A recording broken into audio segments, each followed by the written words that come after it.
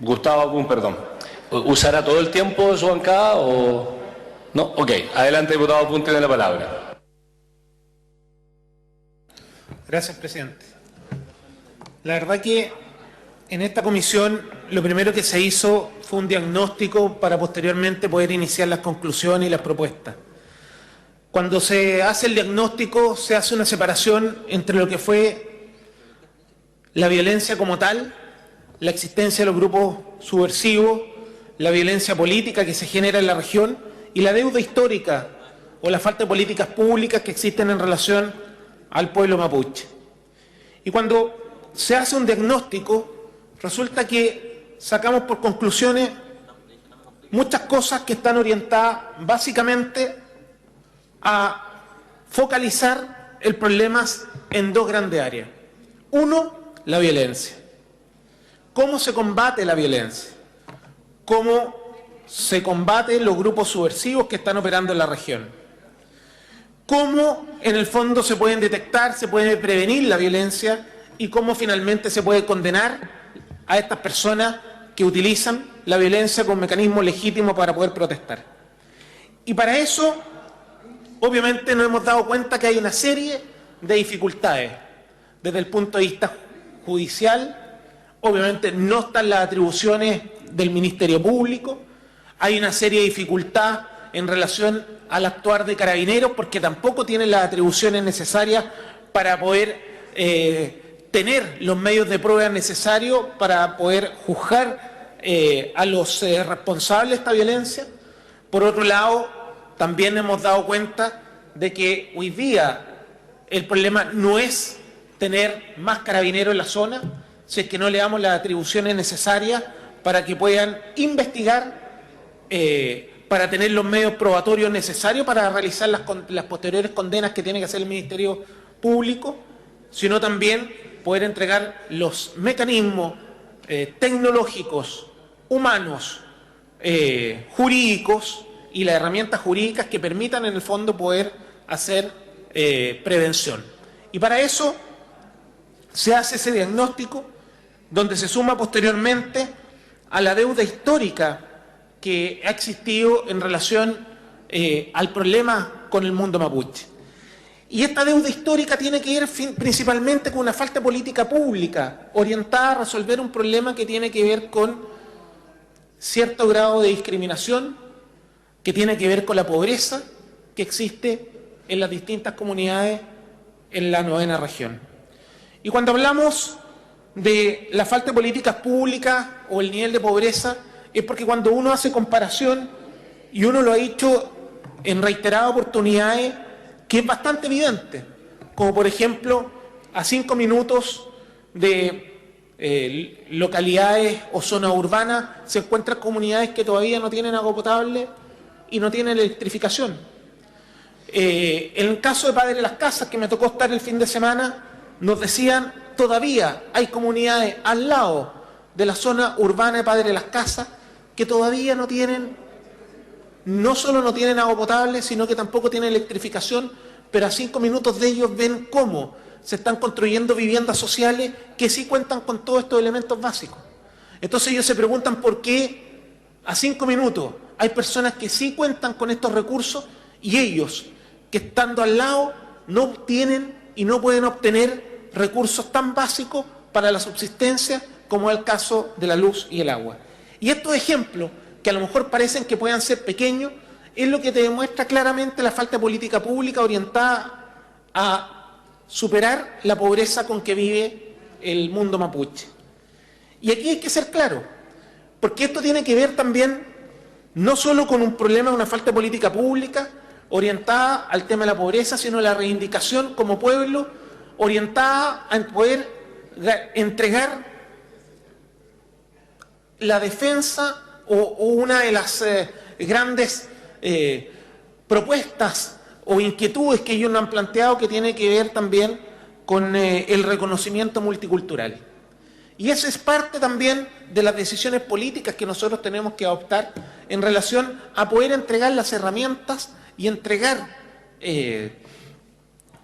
garantías de que se les va a respetar y se les va a integrar porque somos un país multicultural donde obviamente hay personas que piensan diferente, que viven de manera distinta y que obviamente tienen derechos diferentes. Otra cosa que también cuando sacamos las conclusiones nos dimos cuenta, dentro de estas faltas de políticas públicas nos enteramos qué pasaba con la CONADI. Hoy día la política de tierra, la entrega de la política de tierra, no solo a este gobierno, porque aquí hay que ser honesto, aquí nosotros hablamos en general y no necesariamente en particular en lo que está sucediendo de un año para otro. La política de entrega de tierra ha sido un desastre. Hoy día la ley indígena lo que hace prácticamente es promover la violencia. Las comunidades tienen que tener o incentivan las tomas, o tiene que haber un territorio en conflicto para que obviamente la CONADI pueda comprar las tierras. Y además no hay una política clara en relación a cómo se deben comprar estas tierras. De hecho, hay una denuncia que la hizo el propio diputado Fernando Mesa, con quien habla, donde obviamente la CONADI y el actual director de la CONADI entregó tierras a las comunidades más violentas de la zona. Y se le entregaron las tierras a sabiendas de que había una glosa presupuestaria para el año 2016 que no permitía la entrega de tierras o compra de tierras a las comunidades que utilizaban la violencia como mecanismo legítimo para poder protestar. Y ahí se nos generó un problema, porque nos dimos cuenta que hoy día la CONADI como institución no defiende, no protege y no es la institución que realmente tiene que representar hoy día a las comunidades mapuches y al Estado chileno, sino que por el contrario prácticamente ha servido y sirve como un trampolín político donde se utiliza políticamente para sacar un provecho en determinadas oportunidades. Y esas oportunidades que demuestran de que la CONADI se ha transformado como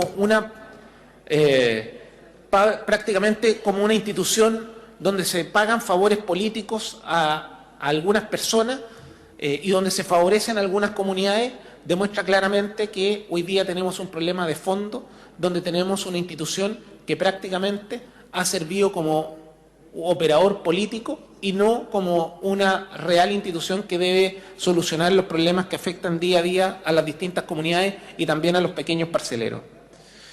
Cuando se hablan de las víctimas y el total abandono, a mí me gustaría hablar de Marcos Barata. Marcos Barata, una persona de Victoria, esta persona que tenía una barraca que se le fue incendiada, fue producto de un atentado y donde prácticamente él hoy día ha quedado en la calle, sin ningún tipo de ayuda. La comunidad en general ha tratado de ayudar de la mejor manera para que él pueda nuevamente partir, para que nuevamente pueda empezar. Sin embargo, cuando ha tratado de recurrir a las autoridades políticas del gobierno, obviamente se le han cerrado las puertas. Solo aparecieron las autoridades de gobierno cuando se le quemó la barraca para decirle que iban a tener el apoyo, pero en la práctica no se hizo absolutamente nada y están en un total abandono. El caso de Marilyn Vallejo, que es la presidenta de la Asociación de Víctimas de la Provincia de Malleco, una pequeña parcelera, donde su madre, siendo lisiada, hace 5 años atrás le quemaron su parcela, le quemaron su casa, siendo lisiada.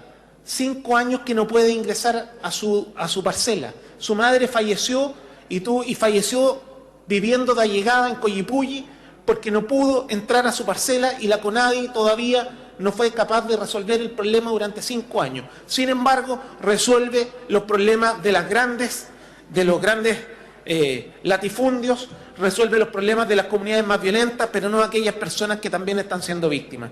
El caso de la señora Marilyn y el caso de su madre es un caso emblemático, porque demuestra claramente la situación que están pasando. 5 años que no pudieron ingresar a su parcela, durante 5 años vieron cómo fueron despojados de todo su ahorro y donde no solo eso, sino que hoy día se han asentado en su propia parcela, donde todavía ella es la dueña, han entregado beneficios de parte de organismos públicos a esta comunidad para que puedan trabajar la tierra siendo una usurpación directa. En el caso de María Luz Balboa, que ella lucha constantemente y a diario también con las distintas comunidades violentas que afectan en la zona.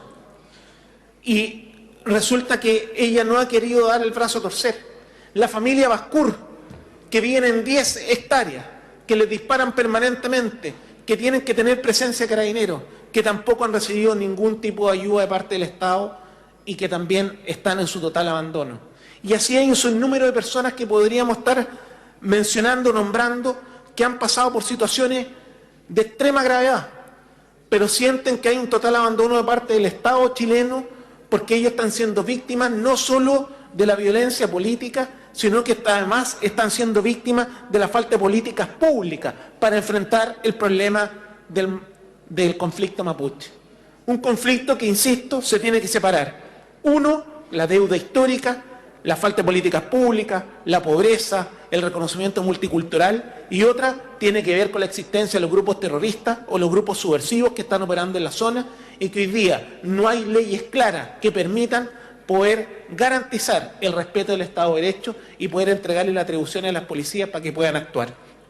Ese diagnóstico, esas conclusiones nos llevaron a tener una serie de propuestas. Y entre las propuestas son, obviamente, entregarle mayores atribuciones a las policías, entregarle mayores atribuciones al Ministerio Público, hacer modificaciones legales, hacer una modificación a la ley antiterrorista, que exista un compromiso real con las víctimas de la violencia, donde exista una reparación evidente, efectiva y real a aquellas personas que le han perdido todo, producto de los atentados permanentes que le han tocado vivir.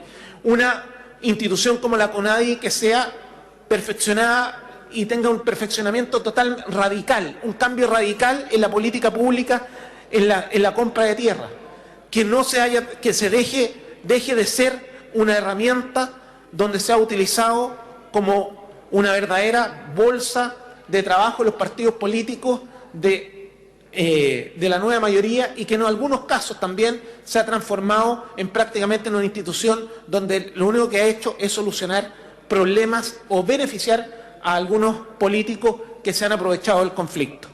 En relación al tema de las propuestas del reconocimiento multicultural, obviamente yo creo que tenemos que hacer cambios y esos cambios apuntan a que ellos puedan tener representatividad. Un reconocimiento constitucional a la existencia de los pueblos originarios es el puntapié inicial de lo que nosotros tenemos que hacer. Pero para eso tenemos que trabajar en conjunto para poder lograr ese objetivo. Y sin duda, al existir este reconocimiento constitucional, abrimos una puerta también a poder respetar un compromiso que adquirió nuestro país al firmar el tratado y al firmar, en este caso, un compromiso que tiene que ver internacional, cuando nosotros dijimos que aquí había que respetar los acuerdos que nosotros firmábamos a nivel internacional y que tiene que ver con el reconocimiento de los pueblos originarios. Eso es parte de lo que nosotros tenemos que hacer. Y eso es lo que nosotros tenemos que comprometernos. Y ese es el camino correcto para poder solucionar el problema. El problema se divide en dos: deuda histórica y la existencia y combatir a los grupos subversivos y terroristas que están operando en la región con el máximo rigor de la ley. Muchas gracias. Muchas gracias, diputado Asbun. Antes de continuar con el debate, voy a dar la palabra al señor prosecretario para dar lectura a los acuerdos de comité. Señor secretario.